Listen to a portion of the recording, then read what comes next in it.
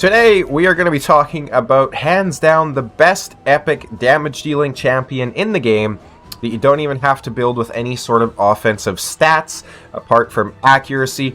We, of course, are going to be talking about Geomancer and what makes him such a special champion. Now, for the observant folks in the crowd, you might notice that I am a dirty shard summoner, and I now have a border for my avatar. So I'm curious everybody's thoughts on these avatar frames so far, if you have any of them, if you think they were a good addition, or if they're kind of, crappy. The one thing I feel very strong about is the one that we have inside the bazaar. First of all, it shouldn't be for gold tier members only, and second of all, there is no way in hell that it should be priced at the same value as 2 legendary books or almost 2 sacred shards. That is just ridiculous, right? I think something like this should be a lot cheaper. We do, of course, have another example of something being overpriced, like this terrible avatar for 10,000, right? So priced almost at the same amount as an epic book. Don't know what they're doing.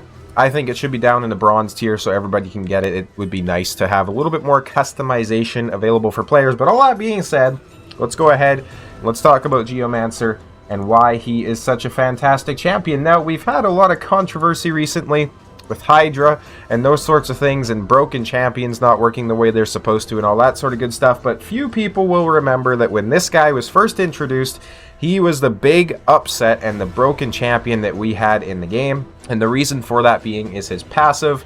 Basically, it can reflect damage, and Plarium didn't test it, so Giant Slayer was able to proc on every single reflected damage. So you'd run him against Clan Boss, he would reflect like 5 stacks of damage, and he could proc Giant Slayer every single time the Clan Boss took a turn. And we had some broken stats that day. But let's go ahead, let's take a look at his kit. What does he have? He has an A1, which is an AoE with a 40% chance of placing the big version of a decrease accuracy, which is not bad. He has an A2, which removes all buffs from a target enemy, then attacks them.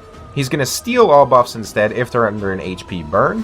He's going to reduce the cooldown of his A3 by 2 turns if the target is killed by this skill while under an HP burn debuff placed by this champion. Now, his Quicksand Grasp, his A3, is going to fully deplete the target's turn meter, fills his turn meter by the amount the target loses, so essentially, he's stealing the turn meter, and he has a 100% chance of placing an HP burn, as well as a 25% weaken debuff on the target for 3 turns. So you might be thinking to yourself, why is this so good? Why is he such a good damage-dealing champion? He's just placing a burn and a weaken and stealing some buffs, and, he's not that special. Well, let's go ahead and take a look at his passive. Stone Guard decreases the damage all allies receive by 15% and deflects that damage onto each enemy under an HP burn debuff placed by this champion.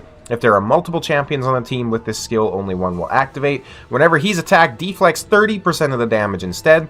When deflecting damage on each enemy hit, has a 30% chance of dealing additional damage equal to 3% of the target's max HP.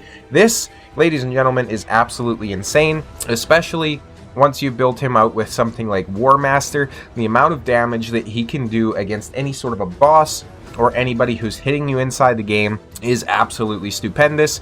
You run this guy in any sort of secret rooms, Doom Tower content, City of Centranos, anything like that, and every time your team gets hit, he's going to go ahead, reflect that damage back to the people that are attacking you.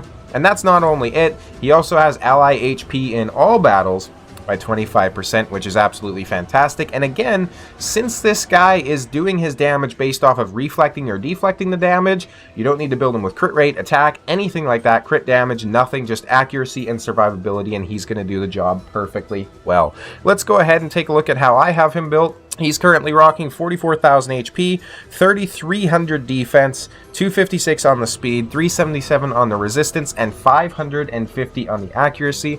Now, this accuracy is, of course, quite high, but this accuracy is curated essentially for use inside every single affinity of the Iron Twins Fortress.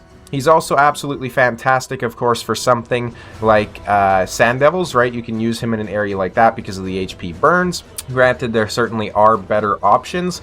He's also fantastic for something like Dragon. He's also very good for something like Fire Knight normal with his turn meter steal, right? The only downside is he is placing that HP burn, and you don't necessarily want debuffs stacking up on the Fire Knight, of course. So let's go ahead. Let's take a look at the masteries. I don't even have him fully mastered out. I would recommend getting counterattack masteries on him. I think he's very strong in that. And I do, of course, come down to War Master, since technically everything on his kit is going to be a 1x hitter. Now, in terms of blessings, I personally do have him built out inside a 6-star Phantom Touch. He is also +1 empowered, so take that into consideration when you're looking at these stats as well.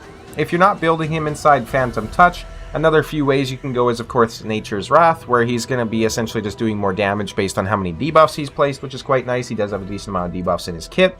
Of course, you could do Heaven Cast if you're running him with a lot of buffs. And more importantly, you could also run something like Cruelty, considering he has an AoE A1, of course. Those are oftentimes the best champions to run something like Cruelty on, because you're going to decrease the target's defense, and if he's hitting everybody in one go, that's just a very strong ability. Now, let's go ahead and take a look at where this particular champion can be used, and we're going to hop into the Iron Twins Fortress, and you can really see his passive ability in full action here. I have used all my keys already, apparently, so we're going to go ahead and purchase more. Now, this is the team composition here, and I have done an entire video dedicated to this particular team, so if you're curious a little bit more about how it works, go ahead and check that out. We have Geomancer, Syl, Pythion, Mithrala, and Godseeker Aniri, basically as free-to-play friendly as you can get. Now, Geomancer very rarely, if ever, dies. I essentially created this team combination prior to having Awakenings and better gear on them, so these champions are just built so solid now that they don't really even struggle. So let's go ahead, let's take a look how this runs while we play through it. Essentially, what's gonna happen is you'll see Geomancer at a particular point. He's going to place that HP burn, and then every time the Iron Twins hit us, it's essentially going to go ahead and reflect back a percentage of that damage. So essentially, all you need with this guy is just a way to stay alive and an enemy that's going to do damage to you, essentially, and it's going to be a very successful run as long as you have those two parameters. And this is one of the fastest and most effective ways, not to mention the most consistent way to actually take down the Iron Twins as well. And if it times up well here, where his retaliation cleanse, comes in between the HP burns, it can work very effectively as well. There is sometimes some bad RNG, of course, where, it's going to cleanse that, off of him, which is a bit of a shame. Not to mention, if you have a champion that's 5-star Awaken and they can place the Smite debuff, that is going to be huge as well. Still recovering from a bit of a cold. Have to mute here and there to essentially just take some coughs out of the video, which is a bit of a shame. So if there's some chops here and there, you'll know why. But as you can see, we're about a minute in here, and we are already halfway through the boss's HP bar.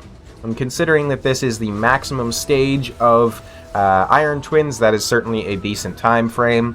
Now, I know with some other ridiculous champions, there are faster ways to do this. But as always, as I said in my last video, I'm trying to showcase some content that's going to be useful for everybody. So if somebody just pulled Geomancer and they don't have the other crazy champions like Emek and those sorts of things that can help you out in this dungeon, you can at least see how it works and get some ideas for your team composition.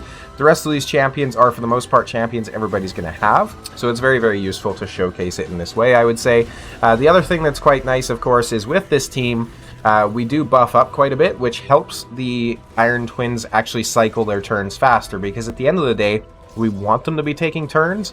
So Syl does bring a decreased speed on her A1, but we don't necessarily want that decreased speed to be landing. As you can see there, 2 minutes, 11 seconds, we go ahead and take down stage 15 of the Iron Twins, and you can see almost all of the damage is coming in from Geomancer. A tiny little bit of the damage comes in from Syl, and that was simply just because of her Smite debuff landing on the boss there. So absolutely fantastic champion. I hope this guide helps you out if you just pulled Geomancer. Congratulations, you got one of the best epic damage dealing champions in the game when we're talking about, reflecting damage, because there's certainly better options if you're talking about hitting the enemy, one of which would be Phoenix, a champion I just did a video on recently. If you're curious, go ahead and check that out.